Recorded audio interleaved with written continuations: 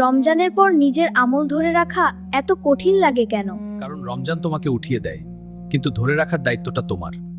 Staying is harder than starting. শুরু করা সহজ, ধরে রাখা কঠিন। শায়েক, কেন মনে হয় রমজানের পর সব ধীরে ধীরে হারিয়ে যাচ্ছে? কারণ রমজানে তুমি আল্লাহর দিকে এগিয়েছিলে, আর এখন থেমে গেছো।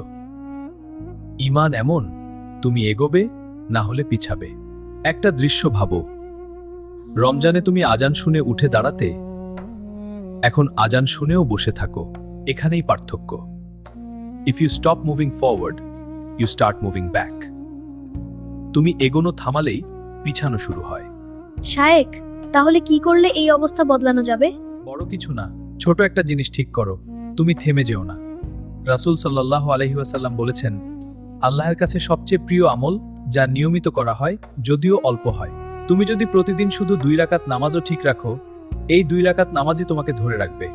Don't aim big, aim consistent. বড় না, নিয়মিত হওয়াটাই লক্ষ্য করো। শায়েক, মাঝে মাঝে মনে হয় আমি আবার আগের মতো হয়ে যাচ্ছি। না, তুমি আগের মতো হওনি। আগে গুনাহ করে হাসতে, এখন গুনাহের চিন্তাতেই অস্বস্তি লাগে।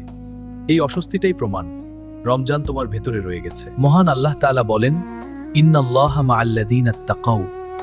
নিশ্চয়ই আল্লাহ তাদের সাথে আছেন যারা তাকওয়া অবলম্বন করে। A sensitive heart is a sign of a living heart.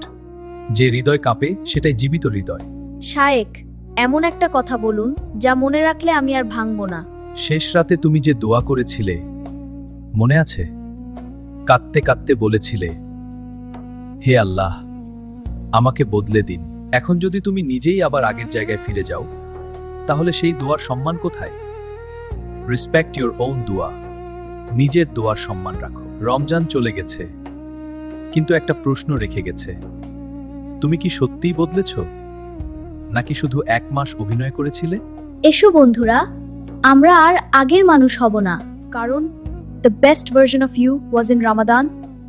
Don't lose him. তোমার সেরা রূপ ছিল রমজানে, তাকে হারিয়ে ফেলো না। এই পর্ব দিয়েই শেষ হলো আমাদের রমজান আলোকিত হৃদয় সিরিজ। আশা করি এই সিরিজের প্রতিটি কথা তোমার হৃদয়ে একটু হলেও ছোঁয়া দিয়েছে, তোমাকে একটু হলেও বদলাতে সাহায্য করেছে। রমজান চলে যায়, কিন্তু এর শিক্ষা যেন আমাদের জীবনে থেকে যায়। ভালো থাকবেন, সুস্থ থাকবেন, আর আল্লাহর পথে অটল থাকবেন ইনশাআল্লাহ। আল্লাহ হাফেজ।